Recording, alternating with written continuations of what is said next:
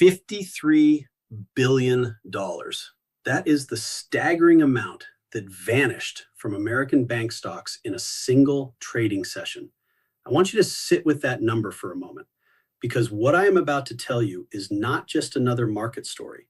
This is a chain reaction that started with a trade policy, triggered the most aggressive financial retaliation in modern history from a G7 ally, and ended with the worst day for American banking stocks in over 3 years. If you own bank stocks, if you have a retirement account, if you hold any financial sector investment, you were affected by what happened today. And here is the part that makes this story different from every other market crash you have heard about. The world's most legendary investor lost an estimated $1.5 billion on his bank holdings today alone. And then he issued a statement that I have never heard the equivalent of in 50 years of following this man's public career. When an investor of that caliber loses that kind of money in a single day because of a trade policy, and then tells you exactly whose fault it is, you need to hear what he said. But before we get to his words, let me walk you through exactly how we got here, because the trigger itself took less than 30 seconds to read, but took about 7 hours to fully detonate on Wall Street. At 7 o'clock Eastern Time this morning, Canada's financial regulatory body, the Office of the Superintendent of Financial Institutions, issued an emergency directive that changed everything. The directive suspended the full service operating licenses of all United States headquartered banks with Canadian subsidiaries, effective immediately. 6 major banks were directly named in this action, the largest investment banks and commercial banks in America, institutions that collectively represent the backbone of Wall Street. The suspension means no new investment banking deals, no new wealth management clients, no new capital markets activity, no new merger and acquisition advisory mandates in Canada. Existing positions must be wound down over 180 days. After that, the doors close completely. In plain English, Canada just told the 6 most powerful banks on earth that they are no longer welcome to do business in the 9th largest economy in the world. The timing was deliberate. 7 in the morning Eastern gave the news exactly 2.5 hours to propagate through every trading terminal, every trading desk, every risk management system on Wall Street before the opening bell rang. By 8 o'clock, every portfolio manager with bank stock exposure had called their risk officer. By 8:30, the risk officers had called compliance. By 9 o'clock, compliance had called legal. And by 9:25, 5 minutes before the market opened, the sell orders were already stacked so deep that the opening was going to be a massacre. And everyone on every trading floor in Lower Manhattan knew it. The regulatory body cited reciprocal financial sovereignty measures, a direct response to Treasury restrictions on Canadian financial institutions, and the broader tariff escalation that has defined the past several months of this trade war. Canada's leader issued a statement that was 3 sentences long, measured and devastating in its calm. The statement said that Canada has always supported open financial markets, but open markets require mutual respect. And when that respect is absent, adjustments are made accordingly. The word adjust was doing all the work in that statement, framing the most aggressive financial retaliation a G7 nation has ever taken against another G7 nation's banking system as a simple, rational recalibration. Not anger, not revenge, just an adjustment. And that diplomatic restraint made it harder for Washington to respond with escalation because there was nothing inflammatory to react to. Just a policy, just a directive, just the end of Wall Street's access to $1 trillion financial market. Now, here's the insight that explains why the market crashed $53 billion instead of the $15 billion or so that the Canadian revenue loss alone would justify. American banks earn an estimated $14.8 billion annually from Canadian operations. That includes investment banking fees, wealth management for high net worth Canadian clients, and asset management for Canadian pension funds that collectively hold over $1.4 trillion in assets. To put that pension fund number in perspective, the largest Canadian pension fund alone manages over $500 billion. These are among the most sophisticated and most coveted institutional clients in global finance. And American banks have managed significant portions of their portfolios for decades. Add merger advisory on Canada's annual deal pipeline worth between $180 and $220 billion. Add capital markets trading. Add commodity trading in energy, minerals, and agriculture, and you get that 14.8 billion figure. That is revenue the size of a Fortune 500 company, gone in a single directive. The loss of $14.8 billion in annual revenue would normally produce a 1 to 1.5% decline in bank stocks. But the market did not drop 1% today. It dropped 3 to 4%. It dropped $53 billion. And I need to explain why that multiplier effect happened, because understanding this is the key to understanding why today matters so much more than just one bad trading session. The market did not just price in the loss of Canadian revenue. The market priced in something much bigger. It priced in the demonstration that a G7 ally, America's closest neighbor, its largest trading partner, a country that shares the world's longest undefended border, can lock American banks out of its financial system with a single regulatory directive. That is not a Canada problem. That is a structural problem. Because if Canada can do it, the European Union can do it, the United Kingdom can do it, Japan can do it, Australia can do it, and the market, in its cold and efficient way, priced in the probability that at least some of them will. The $53 billion was not about Canada. It was about what Canada proved is possible.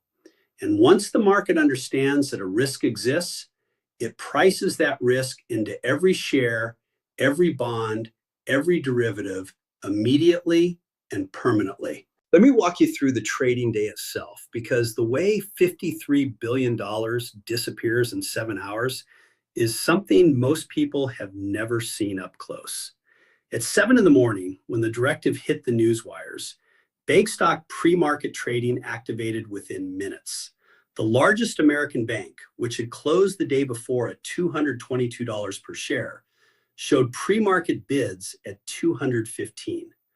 Another major investment bank, which had closed at $496, showed bids at $480. Stock futures dropped 0.5%. Financial news networks broke into regular programming with breaking news banners. The messaging platforms that connect every institutional investor on earth lit up with red headlines and urgent commentary. The futures market, the market that trades around the clock and reacts first to overnight developments, had already delivered its verdict before most Americans finished their morning coffee. Trading desk phones started ringing before the sun had fully risen over lower Manhattan. Portfolio managers calling risk officers calling compliance calling legal calling outside counsel to figure out what this directive actually meant for their Canadian operations. By 9 o'clock, 30 minutes before the opening bell, every trading desk on Wall Street knew what was coming. At 9:30, the opening bell rang, and what happened next was brutal. The opening cross, the mechanism that matches buy and sell orders when the market opens each day, was massively imbalanced. For every buyer of the largest bank stock, there were approximately 4 sellers.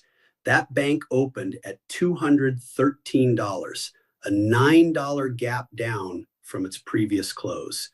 That single opening tick wiped approximately $16 billion in market cap. $16 billion gone in the time it takes to print one number on a screen. Other major banks gapped down between 2 and 4% at the open. The opening bell was not a bell today. It was a starting gun for a selling stampede. Between 9:30 and 10:30, the first wave hit, and it was not human. Quantitative trading algorithms, the computer programs that now account for over 60% of daily stock market volume, activated their sell protocols. These algorithms are programmed with specific triggers: sudden revenue estimate downgrades, geopolitical risk events, regulatory actions against the financial sector. This directive triggered all of them simultaneously. The algorithms do not panic. They do not hesitate. They do not call anyone to discuss whether this is the right move. They execute. And when hundreds of algorithms all execute sell orders on the same 6 stocks in the same 10-minute window, the selling pressure overwhelms the available buyers. The bid side of the order book evaporated. Market makers widened their spreads to protect themselves. The price fell, which triggered more algorithmic selling, which pushed the price lower, which triggered more selling. By 10:30, 1 hour after the open, the combined bank stock loss had already exceeded $30 billion, and the human selling had not even fully begun. The first $30 billion was not lost by panicking humans. It was lost by machines doing exactly what they were programmed to do. Between 10:30 and noon, the contagion started spreading. The bank stock crash began bleeding into the broader financial sector. Regional banks, none of them directly affected by the Canada block, fell between 1.5% and 2.5% on contagion fears. The market logic was simple and terrifying. If Canada can block the largest American banks, what stops other countries from blocking American banks? Insurance stocks fell on counterparty exposure to the affected institutions. The benchmark index that tracks banking stocks hit its worst intraday decline in over 3 years. Credit default swaps on bank debt widened significantly, meaning the cost of insuring against a bank default increased in real time. The volatility index, the fear gauge, spiked 18% in a single session. By noon, it was not just a bank stock problem anymore. The financial sector was bleeding into every sector with international exposure. Between 1 and 3 o'clock in the afternoon, the margin calls arrived. I want to explain what that means, because margin calls are one of the most dangerous mechanisms in financial markets. Investors who had bought bank stocks on margin using borrowed money received demands to either deposit additional cash immediately or sell positions to cover their shortfall. A margin call is forced selling. It is not a choice. When your positions lose enough value that your broker requires more collateral, you either wire money or the broker sells your stock for you. And forced selling does not negotiate. It does not wait for a better price. It hits whatever bid is available in the market. The margin calls push the selling into a feedback loop. Falling prices triggering margin calls, triggering more selling, triggering lower prices, triggering more margin calls. The largest bank broke below $210, its lowest level in 14 months. Stop loss orders clustered at that level. Automatic sell orders placed by investors who had decided in advance that 210 was their pain threshold, fired in sequence, adding more sell volume into a market that was already drowning in it. One of the major investment banks briefly touched the level 1 circuit breaker threshold, the point at which a stock has fallen nearly 10% from the previous close, and the exchange halts trading for 5 minutes to allow the market to stabilize.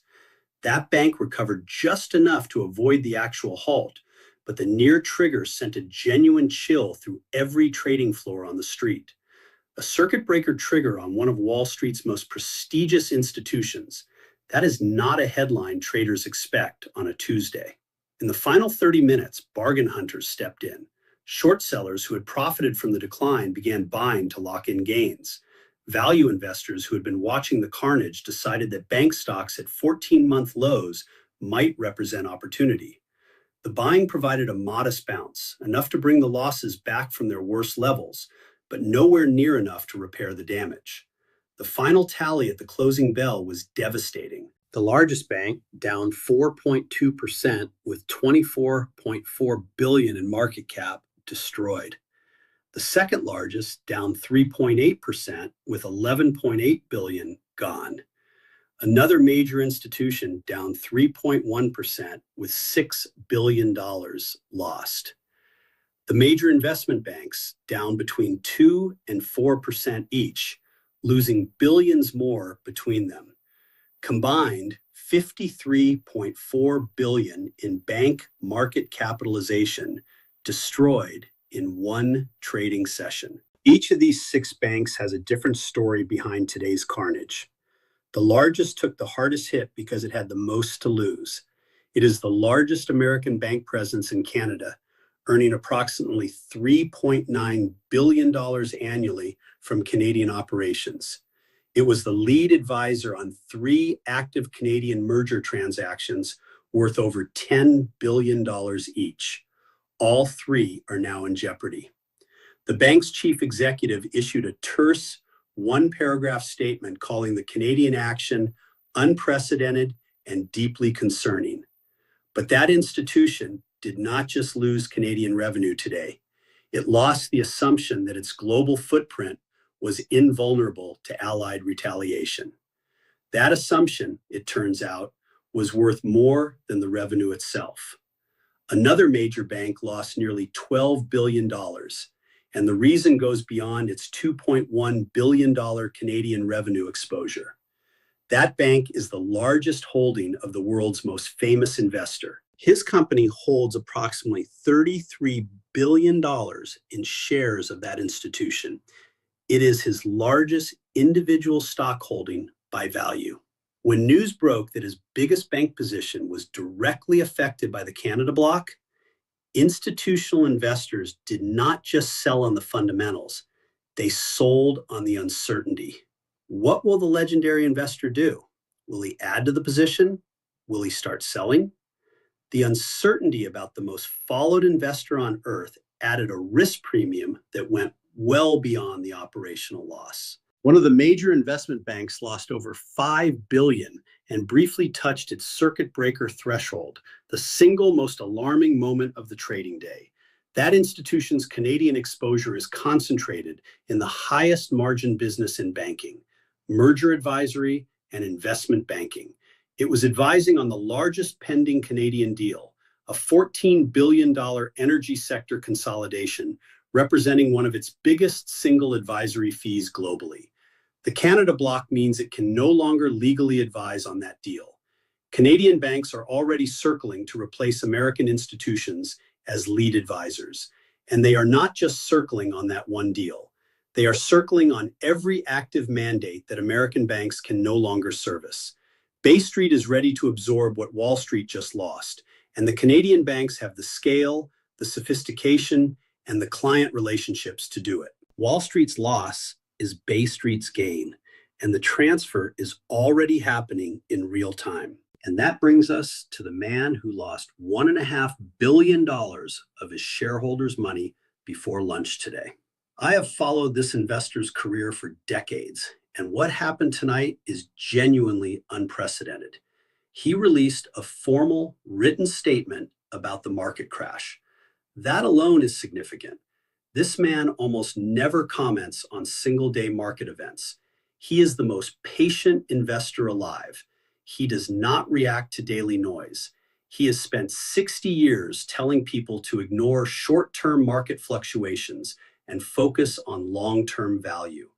The fact that he issued a formal written statement about today's crash tells you everything about how seriously he takes what happened. His company holds approximately $33 billion in one major bank stock, $3.5 billion in another, and several billion more in other financial sector positions.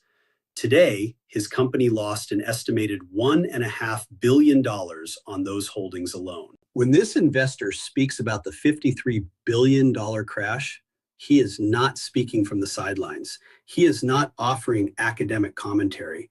He is speaking from inside the wreckage. His statement began with a defense of the market's reaction.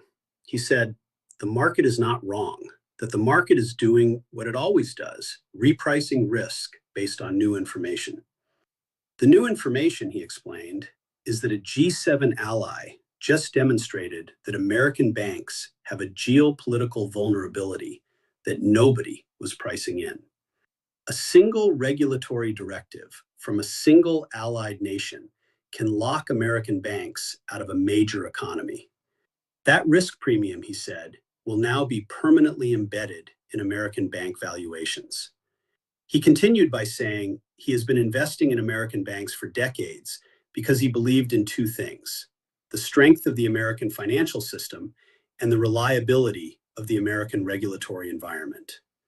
Today, he said, both of those beliefs took a $53 billion hit.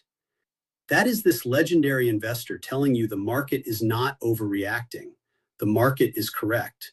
The 53 billion is not panic. It is rational repricing of a risk that nobody had accounted for until this morning. Then he drew the causal chain explicitly and pointed the blame directly at the tariff policy. He said his company lost approximately $1.5 billion today on bank holdings alone, and he wanted shareholders to understand something clearly. That loss was not caused by a banking crisis. It was not caused by bad lending. It was not caused by excessive risk-taking by the banks themselves. It was caused by a trade policy. He said American banks are being punished by the market because the government provoked a G7 ally into retaliating against the American financial system. That is not market risk, he said. That is policy risk. And policy risk is the one kind of risk he cannot hedge. Then came the line that will echo through every trading floor tomorrow morning. He said, "There is an old saying in investing: when the tide goes out, you see who is swimming naked." Today's 53 billion, he said, proves that American bank stocks were priced as if the tide would never go out. Well, Canada just pulled the plug on the ocean. On the question of what comes next, this investor was direct. He said the question everyone on Wall Street is asking tonight is whether this is the bottom. And the answer, he said, depends on what Washington does next. If the tariff policy is reversed, markets will stabilize. If the tariff policy escalates, the next country to block American banks might not be Canada. It might be the European Union or the United Kingdom or Japan. And if that happens, he warned, the 53 billion lost today will look like a warm-up. He confirmed he is not selling his position in the major bank he holds, but he added a qualifier that rattled institutional investors. He said the thesis that justified his position, that American banks were the safest and most reliable financial institutions on earth, took damage today that cannot be repaired by one good earnings report. This, he said, is structural. A board member of his company described the mood inside their offices. The investor was calm, as he always is, but there was a sharpness to it. He reportedly said they just lost $1.5 billion because a tariff triggered a retaliation that nobody in Washington thought through. He said he would like someone in the White House to explain to his shareholders why that was a good trade. And then he paused and added that he suspects he will be waiting a long time for that explanation. When an investor of this stature tells his shareholders that the American banking thesis took structural damage, the foundational investment thesis that has underwritten the global financial system for 80 years, that statement echoes through every pension fund, every sovereign wealth fund, every family office on the planet. It is not a tweet. It is not an opinion. It is a $130 billion investor telling the world he is worried. And when this man is worried, everyone else should be terrified. Now, let me tell you what the 53 billion means beyond bank stocks, because the contagion from today's crash is already spreading in ways that will affect millions of Americans who have never bought a single share of bank stock in their lives. The broader market index closed down 1.4% today, losing approximately $560 billion in total market value. The financial sector's weight in the index dragged everything lower, but the contagion went beyond mechanics. Every sector with significant international exposure fell. Technology companies with Canadian operations dropped almost a full percent. Energy companies with Canadian partnerships fell 1.2%. Industrial companies with cross-border supply chains declined nearly a full point. The market read Canada's bank bloc as a signal that the trade war has entered the financial system. And when the trade war enters the financial system, the repricing does not stop at bank stocks. European bank stocks fell between 0.5% and a full percent in sympathy trading. Asian markets, which were open during the American afternoon session, showed losses as the news rippled across the Pacific. The $53 billion on Wall Street triggered an estimated $80 to $100 billion in additional global market losses before most of the world had gone to sleep. For the average American, the damage is personal and immediate. The market's 1.4% decline translates directly into retirement accounts. The average American retirement account balance is approximately $112,000. A 1.4% decline means the average American worker lost roughly $1,500 in retirement savings today. Not because of a recession, not because of a pandemic, not because of a financial crisis caused by reckless banking or speculative excess, because a tariff triggered a retaliation that crashed bank stocks and dragged the entire market down with them. Every American with a retirement account paid for today's trade policy, whether they voted for it or not. For Americans closer to retirement, those with balances of $300,000, $500,000 or more, the losses are proportionally larger and the time to recover is proportionally shorter. A 60-year-old with a $500,000 retirement account lost approximately $7,000 today, and they have maybe 5 to 7 years before they need that money. Financial advisors across the country spent the afternoon fielding panic calls from clients asking whether they should sell everything and move to cash. The most dangerous moment in a market crash is not the crash itself. It is the phone call from a retiree who has watched their savings drop and is ready to lock in the loss by selling at the bottom. In the credit markets, the institutional markets that most retail investors never see, but that professionals consider far more important than stock prices, the signals are even more concerning. Credit default swaps on major bank debt widened significantly, meaning the cost of insuring against a bank default increased in real time as the trading day progressed. Bank bond yields rose as prices fell, with investors demanding higher returns for the increased risk of holding bank debt in a world where allied nations can restrict bank operations by regulatory directive.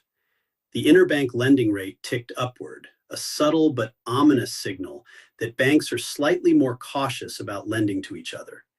That kind of micro hesitation in interbank lending is the same tremor that preceded larger credit events in previous financial crises. Major rating agencies both issued statements noting they are monitoring developments related to the Canada bank bloc. In rating agency language, monitoring is the word that comes before reviewing, which is the word that comes before downgrading. A credit downgrade for any of the big six banks would be catastrophic.